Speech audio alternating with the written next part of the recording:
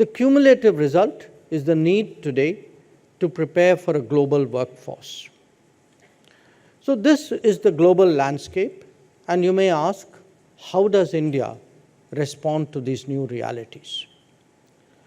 Well, obviously, by pursuing policies and taking actions that, one, advance our comprehensive national power, two, reduce our vulnerabilities, and three, promote our influence. The United States, long the underwriter of the contemporary system, has set radically new terms of engagement. Not just that, it is doing so by dealing with countries on a one-on-one basis rather than through regimes. China has long played by its own rules and is now doing so even more. In the ensuing scenario, other nations are unclear on whether their attention should be on the visible competition or the trade-offs and understandings that punctuate them. Faced with such pulls and pressures of globalization, of fragmentation, and of supply insecurity, the rest of the world responds by hedging against all contingencies. Even as it engages the United States and China directly, choices are avoided where feasible, and choices are made when beneficial. Simultaneously, other options between themselves are explored with greater urgency. One sign of that is the uptick in the enthusiasm today for free trade agreements across geographies. Now, while all of this is happening, the global picture is by no means static. Europe and Asia are reassessing their respective strategic predicaments. The very landscape in the Middle East has undergone a transformation. The importance of partnering Africa's growth is more widely recognized. And as distances become less relevant, new opportunities are visualized in Latin America.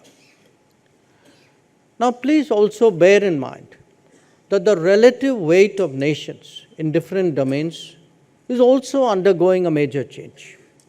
Whether it is manufacturing, energy, trade, finance, technology, natural resources, connectivity, or mobility, the world is not what it was, say, just a decade ago. A third of global production currently takes place in China. This has put the spotlight on the resilience and reliability of supply chains. Conflicts and climate events have added to the possibility of their disruption. When it comes to energy, the US has gone from being a major importer to a significant exporter of fossil fuels. At the same time, China dominates the world of renewables. Where trade is concerned, supply-side risks are aggravated by demand-side uncertainty. The salience of tariff rates to trade prospects has obviously heightened volatility. And as for finance, the prolific application of sanctions, the seizure of assets, and the advent of blockchain-based technologies are today part of the new realities. And what can we say about technology when the mother of all changes, artificial intelligence moving towards artificial general intelligence, is at our very doorstep? Understandably, it has a direct impact on the competition for natural resources, especially rare earths and critical minerals. Now, even as these developments unfold, we are revisiting history by reinventing connectivity. The hardwiring, designed by the vested interests of imperialism, needed to change as new centers of production and consumption came up. While some of it was organic and some of it was market-driven, others appear to also have a strategic intent. Indeed, the very concept of dual-purpose connectivity challenges the orthodox assumptions and definitions that many of us hold.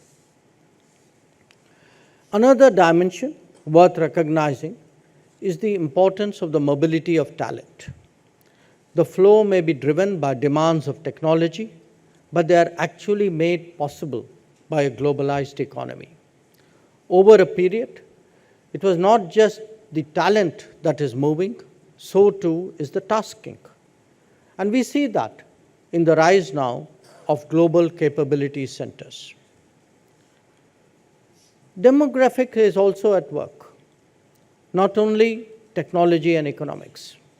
In many societies, the maintenance of basic social services requires skills from abroad, as do their economic production. The cumulative result is the need today to prepare for a global workforce. So this is the global landscape, and you may ask, how does India respond to these new realities?